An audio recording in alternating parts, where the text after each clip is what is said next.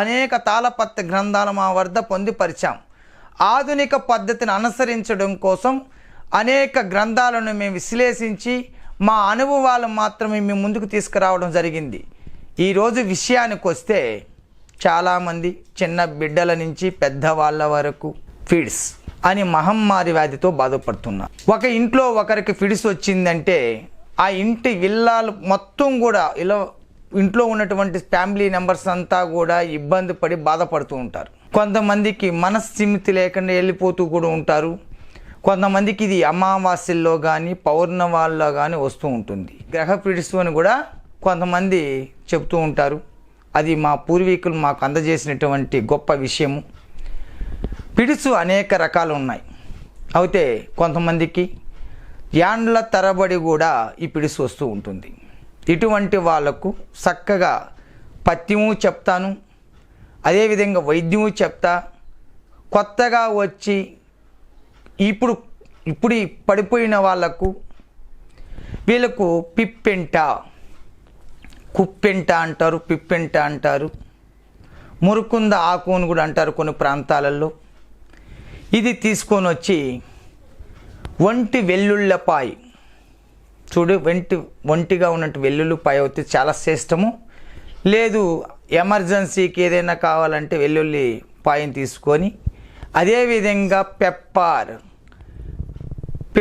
దీన్ని మనం ఏమంటాం, మిరియాలు అంటాం.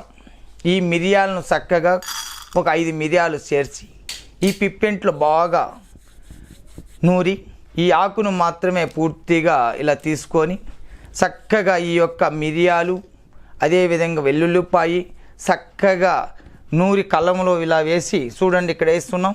చక్కగా దీన్ని ఈ విధంగా మదించి చక్కగా ఇట్లా మదించిన తర్వాత ఈ యొక్క మదించినటువంటి ఈ రసాన్ని కూడా మనము చక్కగా ఏం చేయాలంటే ఒక బాటలో కానీ లేదు ఒక బట్టలో కానీ మనం ఇది చేసుకునే తర్వాత దీన్ని చక్కగా ఇలా పిండుకోవాలి. అది ఇట్లా డబ్బాలోకి ఇలా పిండుకొని చక్కగా పిండిన తర్వాత ఇక్కడ చూడండి పిండినటువంటి రసం. ఈ రసాన్ని పడిపోయినటువంటి వాళ్ళు ఉన్నప్పుడు వాళ్ళకు ముక్కల్లో వేస్తూ రావాలి. 2 రంధ్రాల్లో ముక్కల్లో వేసి కొంచెం పండబెట్టిన తర్వాత వాళ్ళకు ఆటోమేటిక్గా స్వరకం వస్తుంది. ఇది ఫస్ట్ స్టేజ్లో ఉన్న వాళ్ళకు శాశ్వతంగా నివారణ అయిపోతుంది.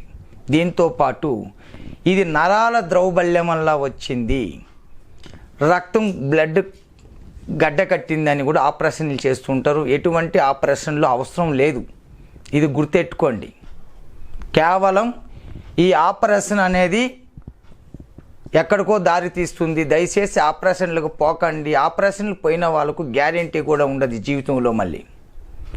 ఇది గుర్తుపెట్టుకొని దీనికి కావాల్సింది మనకు ప్రకృతి మాత ఇచ్చినటువంటి అశ్వగంధం. ఇది పెన్నేరి గెడ్డ అని అంటాం. ఇక్కడ చూడండి, ఇది పెన్నేరి గెడ్డ అని చెప్పబడే ఈ మూలిక చక్కగా పాలల్లో ఉడికించుకొని ఎండించి 7 పర్యాలు శుద్ధం చేసిన తర్వాత చక్కగా ఈ విధంగా చూర్ణం కొట్టుకోండి. ఈ చూర్ణాన్ని తో పాటు వజ కొమ్ములు అంటాం. ఇక్కడ చూడండి వజ, ఇది చిన్న చెంటి పిల్లలకు కూడా సాది మాటలు వచ్చేదానికి పోస్తూ ఉంటాం.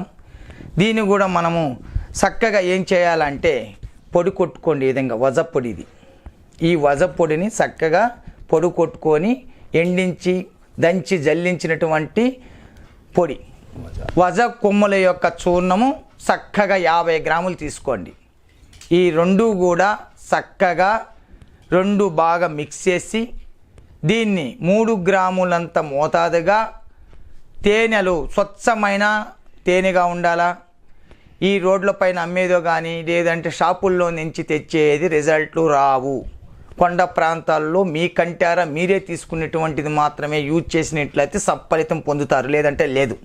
చక్కగా తీసుకొని వచ్చి బాగా ఒక ప్లేట్లోను లేదా చేతిలో రంగలించి నాలుకతో సప్పరించి శుభ్రంగా మింగినట్లయితే వాళ్లకు ఎంతో కాలం నుంచి వేధించి బాధిస్తూ ఉన్నటువంటిది పూర్తిగా వెళ్ళిపోతుంది. దీంతోపాటు పథ్యం ఏంటంటే కంద, దుంపలు, బంగాళదుంప, ఆలుగడ్డ, ఈ విధంగా మనం చెప్పుకుంటూ ఉంటే అనేక దుంపలు కూడా పూర్తిగా వాయు వస్తువులను పూర్తిగా నిషేధించుకోవాలి. దీంతోపాటు మసరం అంటే పుట్టగోగులు, ఈసుళ్ళు, నల్ల మాంసము ఇటువంటివి కూడా పూర్తిగా మనం మానేసినట్లయితే ఇది పథ్యం. సత్యము తప్పినా పథ్యం తప్పకుండా మాత్రం ఆచరించండి. సత్ఫలితం 100% పొందుతారు.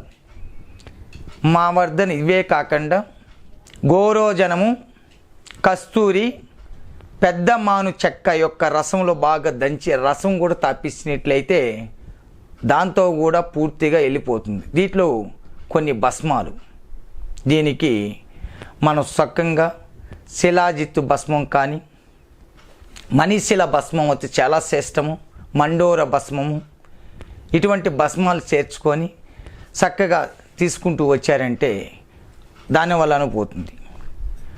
మా వద్ద అనేక మూలికలతో తయారు చేసినటువంటి గుటికలు చక్కగా మేము తయారు చేసాము. చాలా చిన్న సైజుగా ఉంటాయి.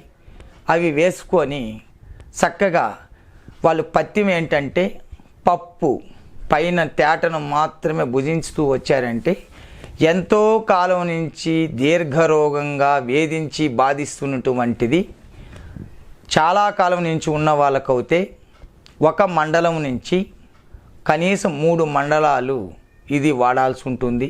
చక్కగా ఈ 3 మండలాలు వాడుకోగలిగితే శాశ్వతంగా ఈ సమస్య నుంచి విముక్తి చెందుతారు.